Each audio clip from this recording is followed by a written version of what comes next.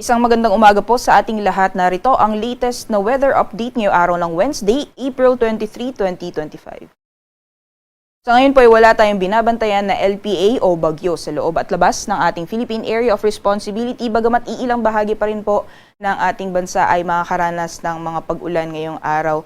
Ay kung makikita po natin dito sa ating latest sa satellite animation, meron pong mga ulapan na currently ay nakakaapekto sa iilang bahagi ng Mindanao. Yan po yung Intertropical Convergence Zone or ITCZ at dahil po dyan, asahan po natin ang mga pag-ulan, mostly dito po sa may southern portions or katimugang bahagi ng Mindanao ngayong araw. Meanwhile, for the rest of the country, nakikita po natin na magiging maaliwalas ang panahon ngayong araw. So mainit pa rin ang inaasahan nating lagay ng panahon sa malaking bahagi po ng ating kapuluan for today, especially pagdating ng tanghali hanggang sa hapon. At kung may mga pagulan man, ay dulot po ito ng mga isolated na thunderstorms o mga panandalian at bigla ang buhos ng ulan na mas madalas pong nararanasan sa hapon at gabi. Sa mga susunod na araw, inaasahan natin magpapatuloy ang ganitong lagay ng panahon sa malaking bahagi po ng ating bansa, particularly hanggang sa darating na weekend. Samantalang Intertropical Convergence Zone naman ay patuloy pa rin pong magdudulot ng makulimlim na panahon sa iilang bahagi ng Mindanao hanggang sa mga susunod na araw. Sa magiging lagay po ng panahon ngayong araw dito sa Luzon, dala po ng epekto ng easterlies, magiging mainit pa rin ang panahon sa malaking bahagi ng Luzon area ngayong araw. Kung may mga pagulan man, ay dulot po ito ng mga isolated rain showers or thunderstorms, especially pagdating po sa hapon o sa gabi. Temperature forecast naman po para sa mga piling syudad dito sa Luzon, para sa lawag po ay maglalaro mula 25 hanggang 33 degrees Celsius. Mainit po ang magiging panahon sa Tuguegarao na posibleng umabot ng 38 degrees Celsius ang maximum temperatures. Dito naman po sa Baguio, nasa 18 to 27 degrees Celsius, 35 degrees Celsius maximum temperatures naman para sa Metro Manila.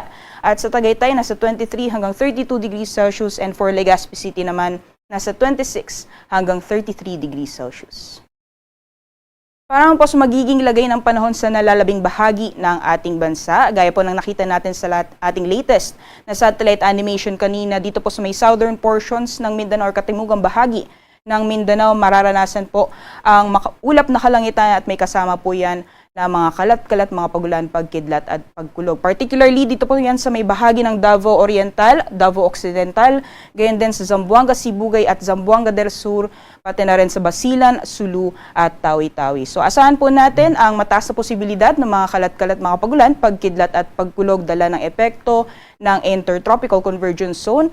Meanwhile, for the rest of the country naman po sa Palawan, Visayas, and for the rest of Mindanao, mainit at maalinsangan pa rin ang magiging lagay ng panahon ngayong araw. At kung may mga pagulan man, ay dala ito ng mga isolated rain showers or thunderstorms. Temperature forecast naman po para sa mga piling syudad ng Palawan, Visayas at Mindanao. Dito po sa Palawan, for Kalayaan Islands ay nasa 27 hanggang 34 degrees Celsius and 33 degrees Celsius naman maximum temperatures para sa Puerto Princesa. Meanwhile, dito po sa Visayas, agwat ng temperatura para sa Iloilo ay maglalaro mula 27 hanggang 33 degrees Celsius, and maximum temperatures naman for Metro Cebu as well as sa Tacloban ay aabot ng 32 degrees Celsius. For Mindanao naman po, ang agwat ng temperatura para sa Cagayan de Oro ay maglalaro mula 25 hanggang 32 degrees Celsius, and maximum temperatures naman para sa Zamboanga, gayon din sa Metro Davao, aabot ng 33 degrees Celsius ngayong araw. Para po sa ating latest na heat index forecast or damang init na mararanasan sa ating bansa ngayong araw. Dito po sa Metro Manila, posibleng umabot ng 40 hanggang 41 degrees Celsius ang damang init ngayong araw. At yung pinakamataas naman po posibleng maranasan dito sa ating bansa ay sa Dagupan City, Pangasinan, na posible pong umabot ng 45 degrees Celsius. Samantalang sa nalalabing bahagi man po ng ating kapuluan, ilang bahagi pa lang po ng Northern at Central Luzon ay nakapaloob sa danger levels ng heat index values. Yan po ay 42 hanggang 45 degrees Celsius. Kaya po sa ating mga kababayan, especially sa mga nabanggit na lugar, manatili pa rin po tayong hydrated. At kung may lalabas mo po tayo ng ating matahanan, ay magbaon po tayo ng payong pananggalang sa matinding sikat ng araw.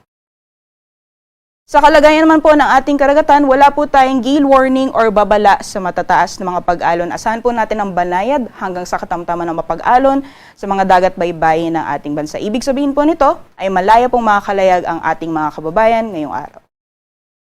Sunrise po natin ay 5:38 AM at sunset naman ay 6:11 PM.